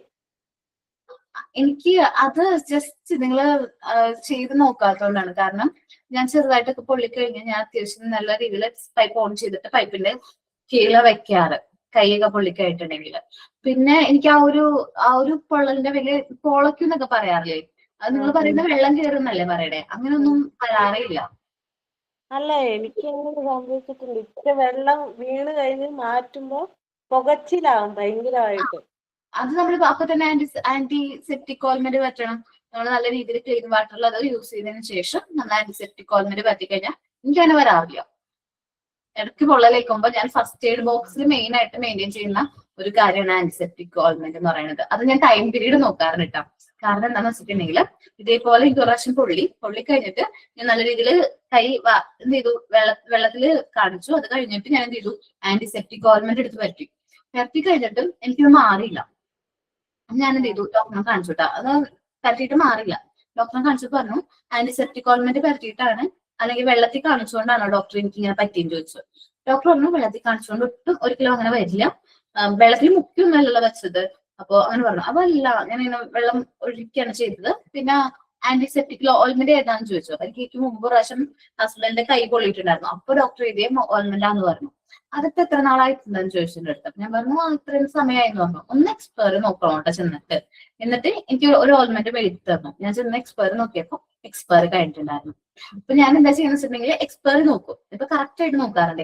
എക്സ്പയറി നോക്കിയിട്ട് എക്സ്പയറി കഴിഞ്ഞിട്ടുണ്ടെങ്കിൽ എന്തായാലും ആ ഓയിൽമെന്റ് മാറ്റിയിട്ട് നെക്സ്റ്റ് ആന്റിസെപ്റ്റിക് ഓയിൽമെന്റ് വാങ്ങിച്ചു വെക്കും. ഇപ്പൊ എത്ര യൂസ് ആണെങ്കിലും യൂസ് ചെയ്തിട്ടില്ലെങ്കിലും അത് കളഞ്ഞിട്ട് ആന്റിസെപ്റ്റിക് ഓയിൽമെന്റ് വാങ്ങിക്കാറുണ്ട്. അപ്പൊ ഞാൻ ഇപ്പൊ ബേൺസ് ഒക്കെ പറ്റുമ്പോൾ ഞാൻ എന്തെങ്കിലും വെള്ളത്തിൽ കാണിക്കാം, പിന്നെ ആന്റിസെപ്റ്റിക് ഓയിൽമെന്റ് പറ്റും, പിന്നെ അത് കൂളാവും. ആ ഒരു പുകച്ചിലും കാര്യങ്ങളൊന്നും വരാറില്ല. വെള്ളത്തിൽ കൈ മുക്കി വെച്ചിട്ടുണ്ട് എന്താ സംഭവിക്കണേ? മുക്കി വെച്ച ഒരു കപ്പ് മഗ്ഗിലൊക്കെ എടുത്തിട്ട് അത് ചിലപ്പില്ലേടാ, ഇപ്പൊ പെട്ടെന്ന് നന്നായിട്ട് പൊള്ളിയിട്ടുണ്ടെന്ന് വിചാരിക്കും. ഒത്തിരി പൊള്ളിയിട്ടുണ്ട്, ഇവിടെ കൈ മൊത്തമായിട്ട് പൊള്ളിയൊക്കെയാണ്. എന്നിട്ട് ഞാൻ ഈ കൈ കടക്കാൻ പറ്റുന്ന രീതിയിലുള്ള ഒരു മഗ്ഗിൽ അങ്ങോട്ട് മുക്കി വെച്ചു. എടുക്കാനും പറ്റുന്നില്ല, പോരുന്നില്ല. അപ്പൊ നമുക്ക് നല്ല സ്കിന്ന് നല്ല വേനെടുക്കില്ലേ? പോരാത്ത രീതിയിലാവും. പിന്നെ ആ സ്കിന്നിന് അത്രയും നമ്മൾ പെട്ടെന്ന് ചിലപ്പോ അങ്ങനെ വീർത്തിട്ടൊക്കെ ഉണ്ടെങ്കിൽ നമ്മളിങ്ങനെ പുറത്തേക്ക് എടുക്കുന്ന സമയത്ത് അത് സ്കിന്നിനെ അഫക്ട് ചെയ്യും. പിന്നെ എല്ലാവരുടെ സ്കിന്നും സെയിം ടൈപ്പ് അല്ല, എല്ലാവർക്കും അത് അറിയാലോ. എന്റെ ഡിഫറെന്റ് ആയിട്ടുള്ള സ്കിന്നും കാര്യങ്ങളാ. എന്റെ നോർമൽ സ്കിന്നാ. സോ എനിക്കധികം ഈ പൊള്ളലേറ്റിട്ടുണ്ടെങ്കിലും പൊളയ്ക്കുന്ന കാര്യത്തിൽ വളരെ കുറവാണ്.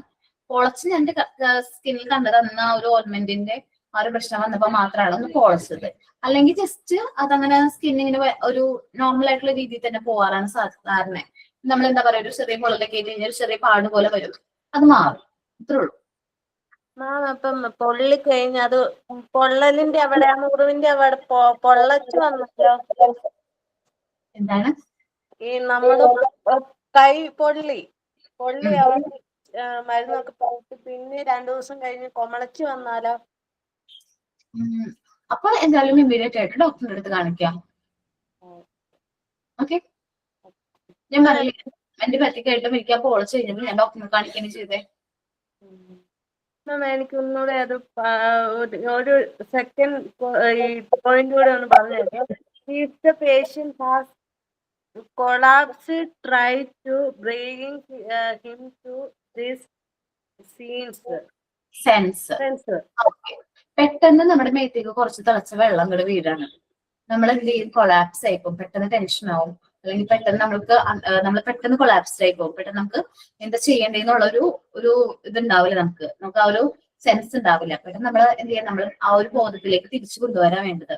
നമ്മൾ ആരാണ് അടുത്തിരിക്കുന്നത് പെട്ടെന്ന് ഇമ്മീഡിയറ്റ് ആയിട്ടുള്ള സ്റ്റെപ്പ് ചെയ്യാൻ വേണ്ടത്. കാരണം ഈ ആക്സിഡൻസും കാര്യങ്ങളും ഒക്കർ ചെയ്യുമ്പോൾ തന്നെ നമ്മൾ ഇമ്മീഡിയറ്റ്ലി ഫസ്റ്റ് എയ്ഡ് കൊടുക്കണം.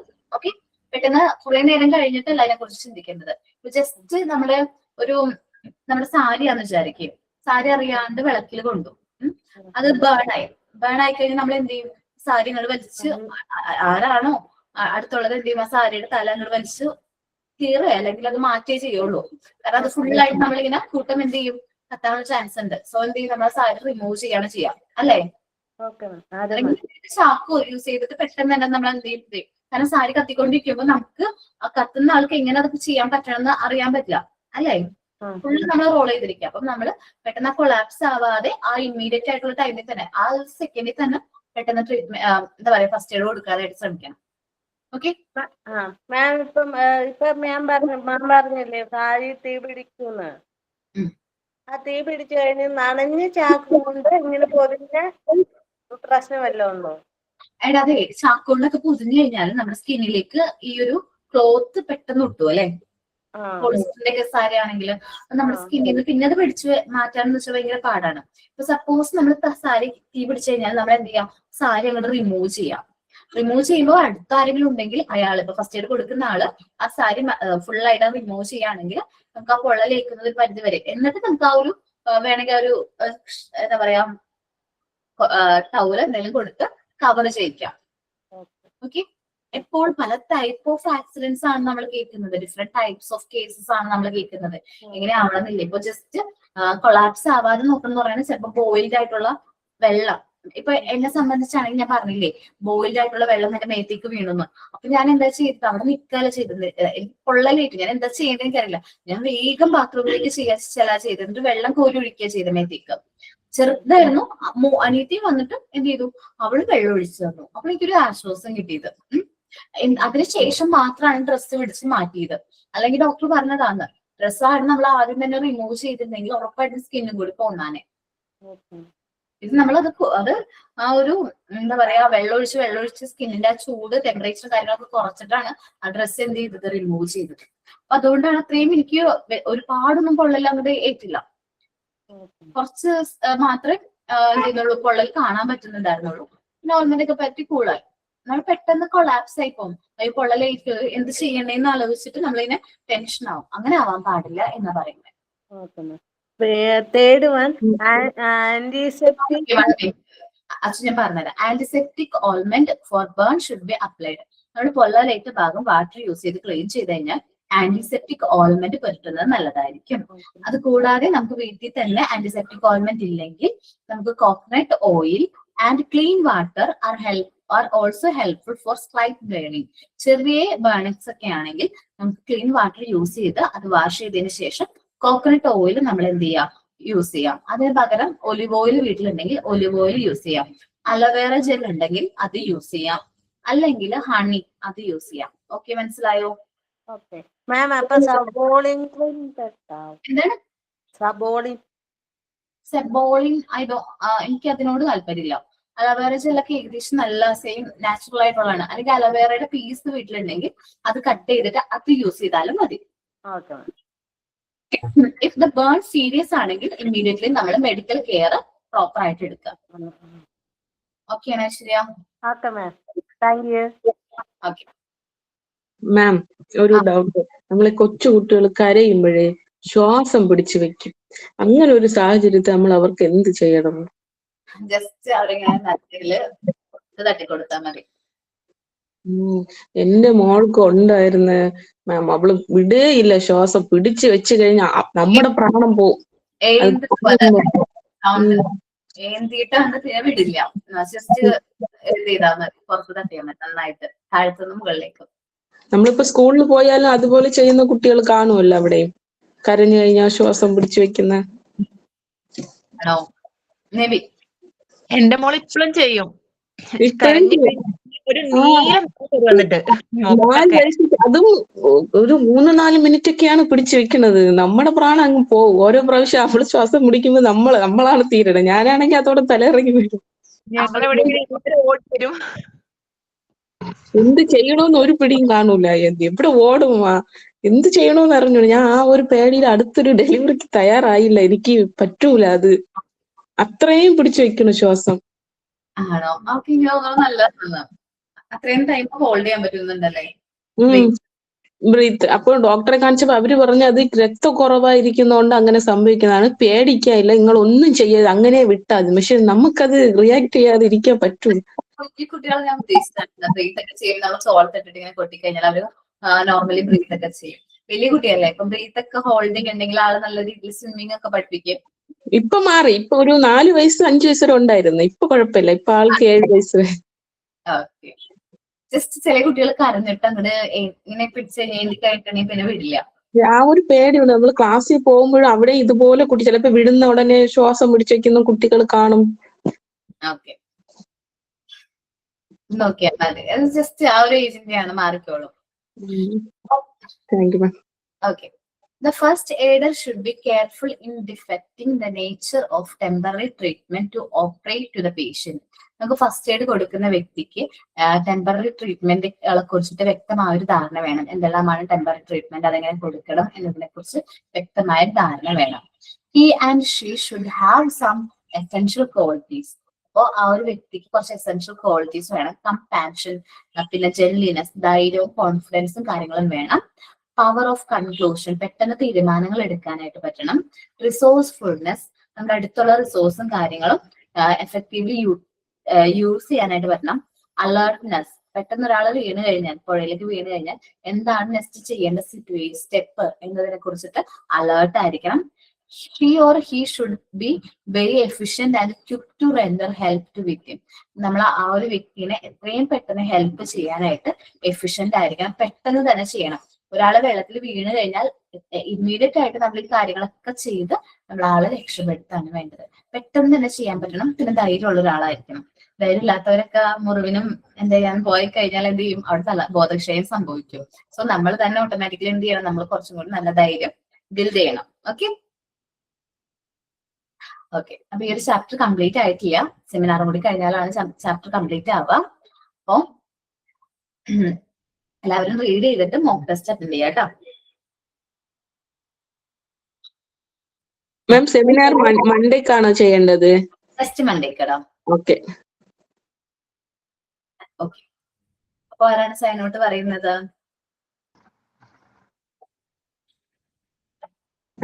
മാം ഞാൻ പറയാം. To the teacher and cooperative students taking this class which is useful on this good day, thank you all. Thank you. Thank you, Miss. Thank you, ma'am.